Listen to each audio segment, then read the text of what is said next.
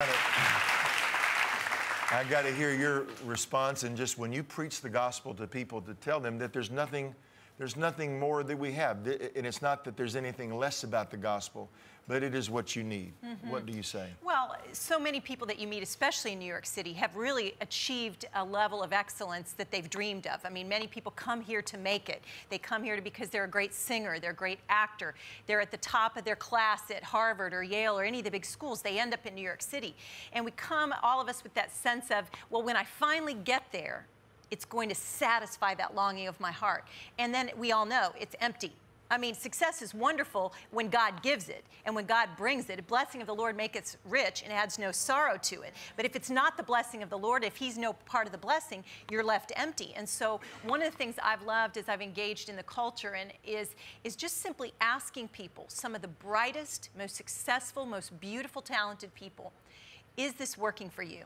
Mm-hmm. Is what you've chosen, your lifestyle, your riches, your weekend home in the Hamptons, your designer shoes, which I love too, but I know that there's more than designer shoes. You know, all those questions. So our message of the gospel is that you can have it all, but with Jesus, you can enjoy it all. You can love your life. You can live it to the fullest. And it's a message they're waiting for. You know, the symbol of the Christian faith is a cross. And though it's decorated, and sometimes people whose lifestyles are antithetical to the cross of what Christianity represents seem to be fascinated by it. But the cross really stands, as A.W. Tozer said, for the abrupt, violent end of a life. It's the thought of that the greatest man in the world, who all of the miracles and all the things he did, and yet why would he come to this moment of death?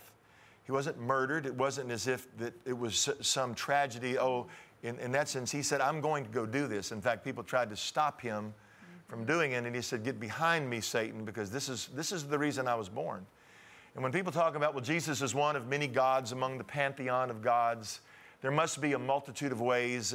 On the campuses and in the academic circles, it's called postmodern. And it's this ethos that somehow that everybody's equally right. I remember sitting in one of the delis, Carnegie Deli, here, and some network executives were there, and another guy talking, and the discussion came about, and the concept of all religions are the same. And it was, wait a minute, the God of the religion that told people in their minds to come here and kill people is not the same God that told us to get on an airplane and come in here and help people. We're talking about two totally different ideologies, two totally different worldviews, and this is the amazing thing about the gospel is that God has, it's not about us reaching up to God. The gospel is God came to us, so true, reached to us. And as we've talked about Jesus, as we've talked about the fact, in fact, Jesus at the cross, if there would have been another way, he said, Father, if there is another way, that's the mystery of him being fully God, but yet in his humanity, knowing the suffering he would have to go through, and yet there was no other way. If there was another way, God would have not allowed the greatest human that ever lived to suffer and be brutalized like that if there had been another philosophy, another way.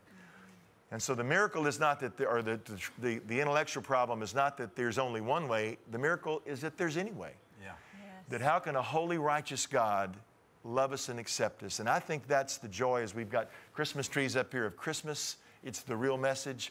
Why don't you just, maybe you guys can just tag team here in your own, and just talk about it, and then just, in the end, pray. Because there's millions of people watching around the world that say, you know what, I realize that I know about him up here, but I want to receive him in my heart and be changed.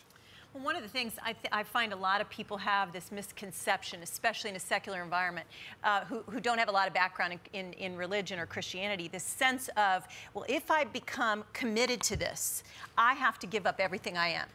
I'm going to be sent to Africa. I'm going to be sent somewhere else to ask to become something I'm not. And what I love about the gospel is that as we lay down our lives, we find that fullness of everything I was ever created to be, whether I'm in business or any of the cultural centers of influence that are right here in New York City. I mean, isn't that what we want in our nation, is cultural transformation?